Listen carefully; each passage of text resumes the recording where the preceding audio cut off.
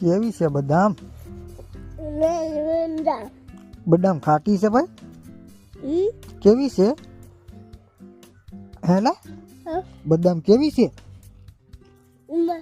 મસ્ત છે. મસ્ત છે. ખાટી મીઠી છે. કેવી છે? મસ્ત છે.